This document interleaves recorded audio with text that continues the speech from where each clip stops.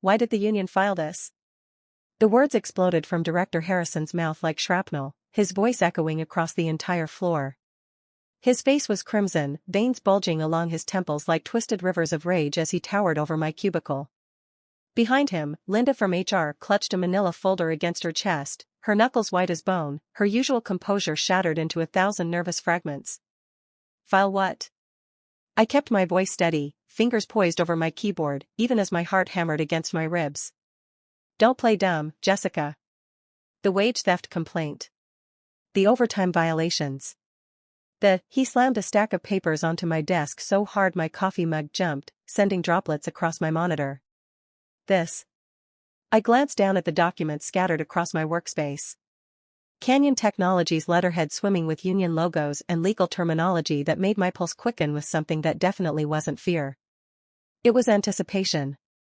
I have no idea what you're talking about. Bullshit. Harrison's spit hit my monitor, leaving tiny droplets that caught the fluorescent light. 4 days ago, you were sitting in my office begging for scraps like a goddamn dog. Now suddenly the union knows about every policy violation in this department? Every missed overtime payment? Every deliberately delayed promotion? Linda stepped forward, her voice pitched high with barely controlled panic. Jessica, if you cooperated with outside organizations without proper authorization, that's grounds for immediate termination. Corporate espionage. Breach of contract. We could. For what? I finally looked up, meeting Harrison's bloodshot eyes without flinching. For doing my job? For following federal labor laws? For protecting my coworkers from illegal practices? The silence stretched between us like a loaded gun, heavy and dangerous. Other heads had started popping up over cubicle walls like prairie dogs sensing danger. Keyboards had gone quiet across the floor. Even the perpetual hum of the air conditioning seemed to hold its breath, waiting for the explosion. Harrison leaned closer, his expensive cologne mixing with the acrid stench of desperation and fear sweat. You have no idea what you've started, lords. No fucking idea. I smiled then. The same serene smile I'd given them 4 days ago when they'd crushed my dreams without bothering to make eye contact. The smile of someone who knew exactly what cards they held while their opponents fumbled in the dark. Actually, I said, my voice carrying across the suddenly silent office, I think I do. That night, I sat in my cramped kitchen with a cup of coffee that had gone cold hours ago, staring at the stack of performance reviews I'd meticulously saved over the years. 3 years, 2 months, and 16 days of exemplary ratings spread across my dining table like evidence in a murder trial. Not a single negative mark. Perfect attendance records. Overtime hours that stretched into weekends, holidays, and family birthdays I'd missed. Each document told the same story: exceptional performance, critical contributions, indispensable value to the company. And at the bottom of every review, the same hollow promises. Raise pending budget approval. Promotion under consideration. We'll revisit compensation next quarter. I remembered the late nights when my daughter Ashley would call from her dorm room, voice heavy with exhaustion from her work-study job at the campus library. Mom, I hate to ask, but could you help with the textbook money? My shift hours got cut again, and I'm already eating ramen for every meal. Sorry, sweetheart, I'd whispered into the phone, surrounded by the blue glow of monitors and the endless hum of Canyon Technology servers running diagnostics I'd programmed to execute after midnight. Things are tight right now. But my performance review is coming up next month. Maybe after that. The raise had been promised for 18 months straight. Budget constraints, they'd said each quarter, Linda delivering the news with practiced sympathy while avoiding eye contact. Next review cycle, they'd promised, Harrison nodding gravely as if he actually gave a damn.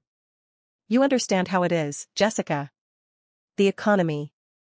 Company priorities. We have to be strategic about compensation adjustments. But I'd seen the expense reports. The executive bonuses that exceeded my annual salary. Harrison's new Tesla Model S in the reserved parking spot, gleaming black paint that probably cost more than I made in 6 months. Linda's designer handbags that she rotated weekly, Prada, Gucci, Louis Vuitton, each one worth more than my monthly rent on the tiny apartment I shared with my cat and a mountain of student loan bills. I'd sacrificed everything for Canyon Technologies. Missed Ashley's high school graduation because of a critical project deadline that turned out to be reformatting PowerPoint slides for a presentation that got cancelled. skipped family Christmas dinners, canceled dates with the few men brave enough to ask out a woman who worked 80-hour weeks, ignored my mother's increasingly worried calls because I was always working. Building their systems from scratch. Fixing their catastrophic mistakes.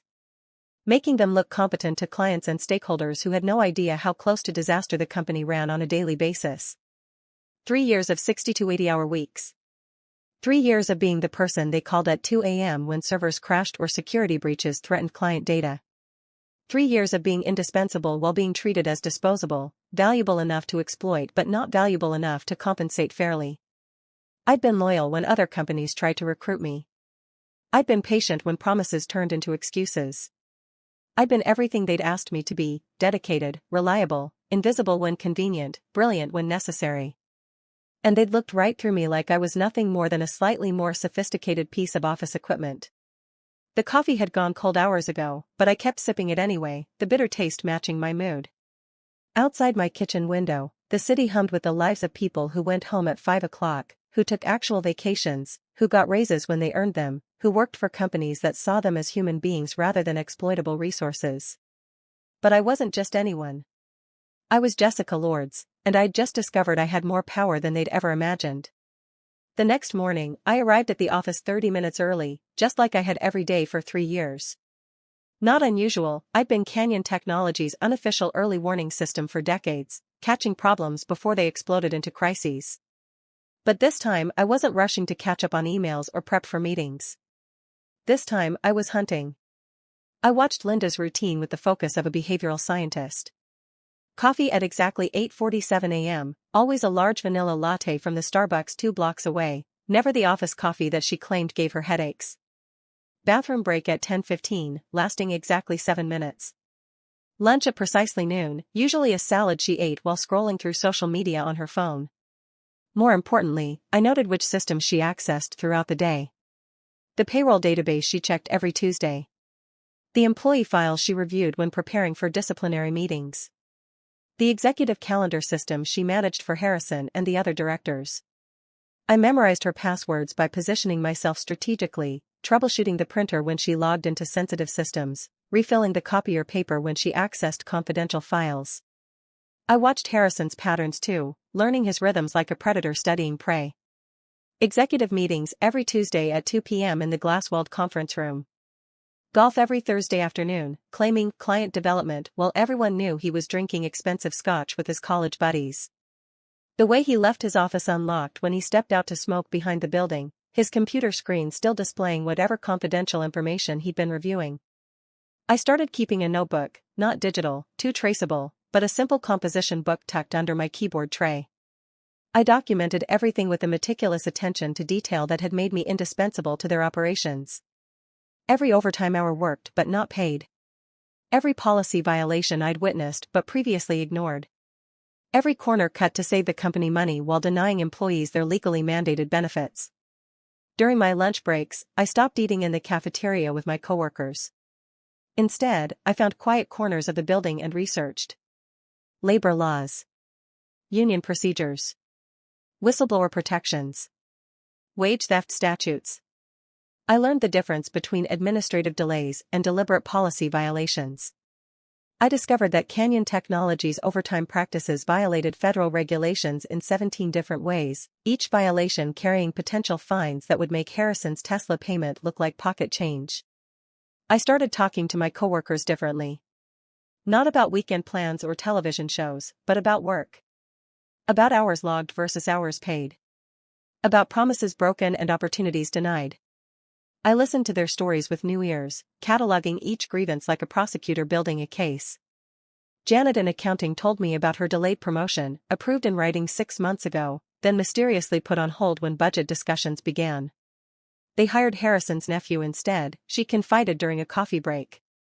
Kid's 22, has a marketing degree, and doesn't know the difference between revenue and profit.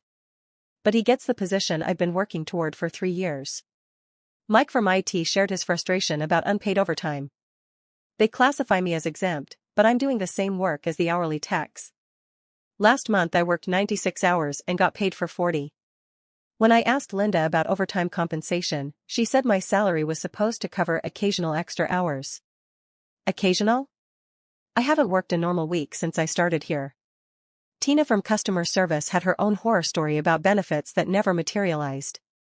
They promised health insurance after my probationary period. That was 8 months ago.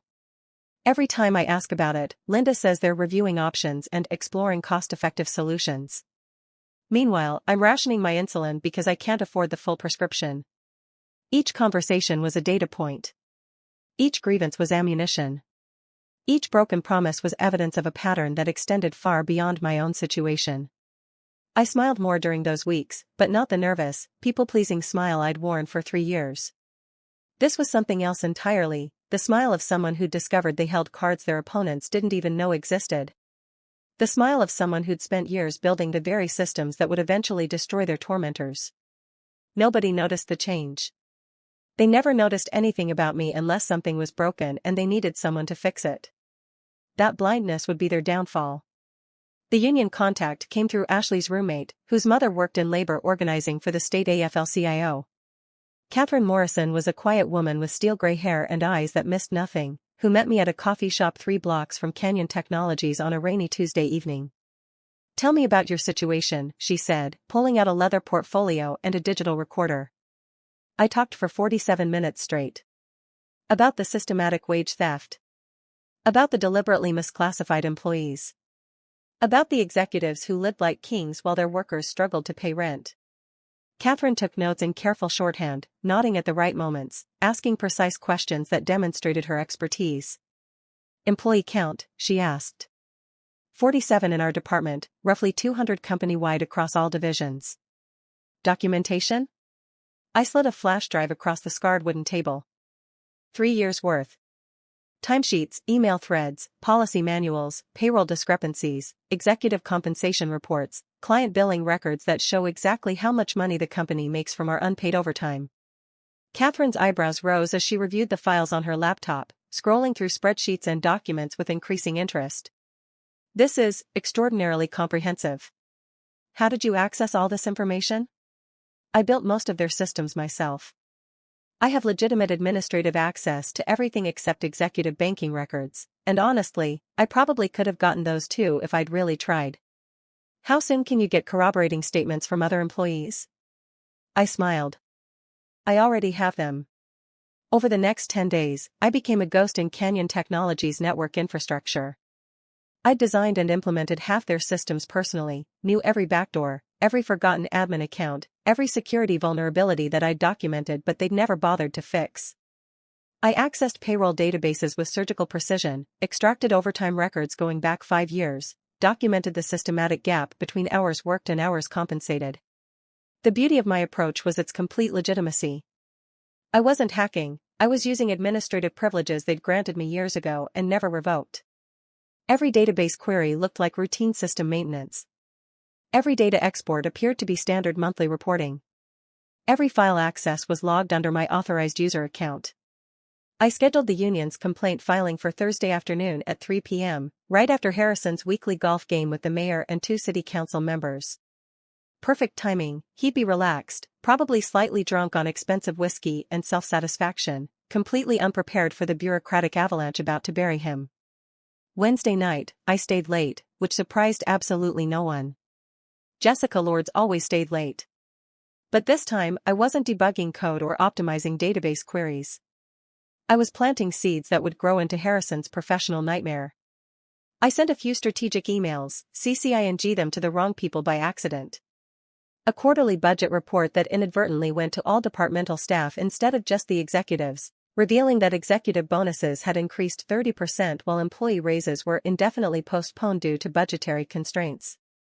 A spreadsheet comparing Canyon Technologies' labor costs to industry standards, accidentally forwarded to the entire company mailing list, showing that our competitors paid their workers 15 to 20% more for identical positions.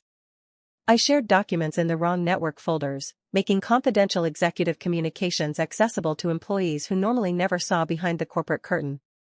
Internal memos discussing labor cost optimization strategies and employee retention through non-monetary incentives. Meeting minutes where executives laughed about worker complaints and strategized about avoiding overtime payments. Each mistake was carefully calculated, designed to plant questions that would lead to bigger questions, to create doubt about the company's integrity, to prepare my coworkers for the revelation that was coming. Thursday morning, I watched Linda fumble with her coffee, noticed Harrison's distraction during the weekly staff meeting where he usually dominated the conversation with self-congratulatory speeches about company performance and market positioning. They sensed something was wrong but couldn't identify the threat. At 2:47 p.m., my personal phone buzzed with a text from Catherine, filed. DOL investigating. State Labor Board opening formal inquiry. Buckle up. I deleted the message and returned to my work, debugging a server connectivity issue that had been plaguing the customer service department for weeks. Just another Thursday afternoon at Canyon Technologies, fixing their problems while they remained blissfully unaware that their world was about to collapse. Except it wasn't just another Thursday. It was the day I stopped being their victim and became their reckoning.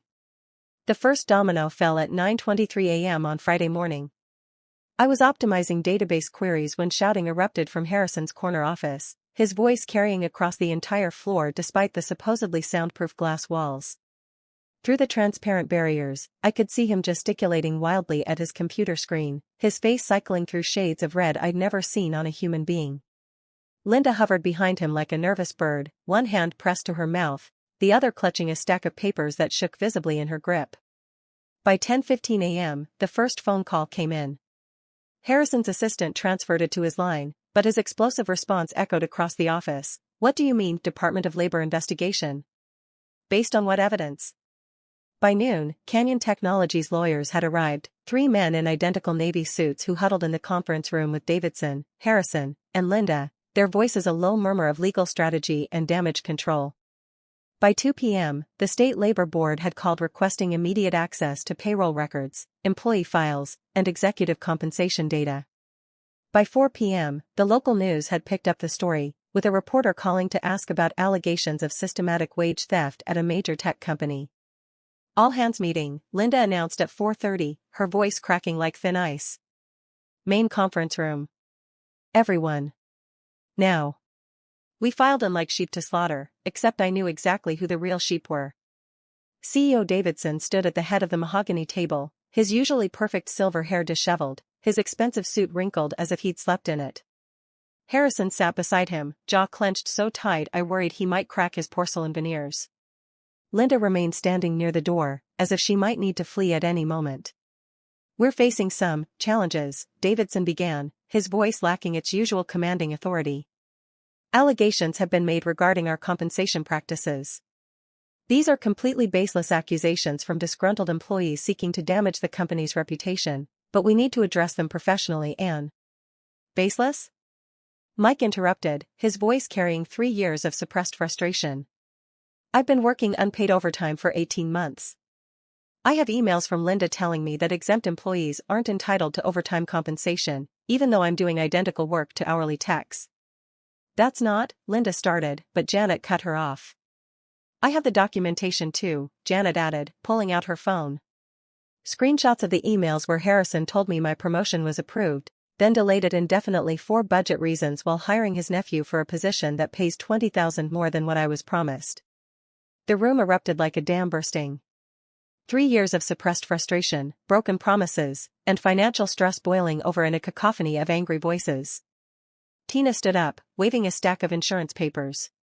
They've been promising me health benefits for 8 months while I ration medication I can't afford. Carlos from the warehouse shouted about safety violations that were ignored to save money. Amy from customer service demanded to know why her request for family leave was denied while Harrison took 3 weeks in Europe for what he called professional development. I sat quietly in the back corner, watching the carefully constructed facade of corporate benevolence crumble in real time.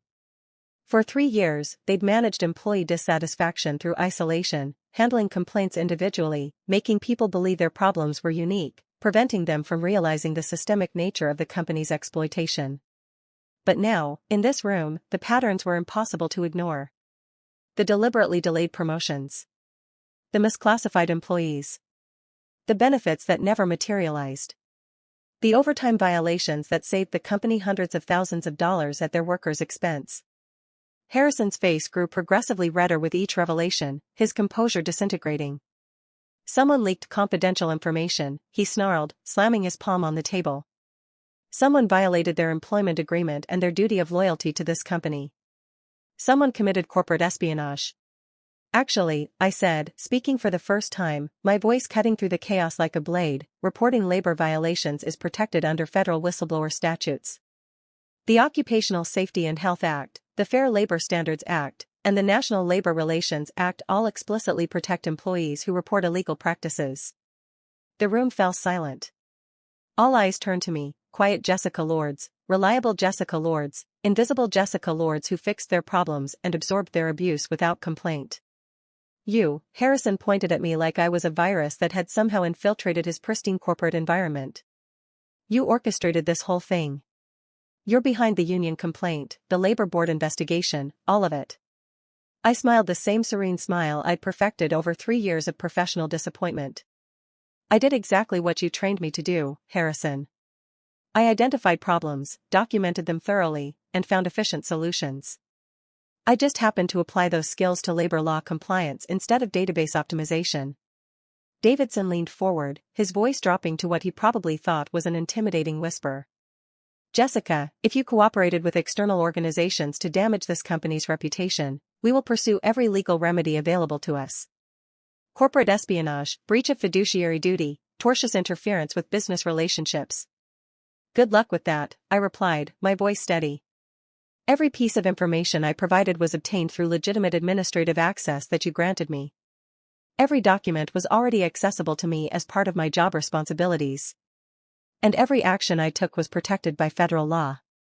The aftermath unfolded with the inexorable logic of a Greek tragedy. By Monday morning, 3 executives had been suspended pending the investigation.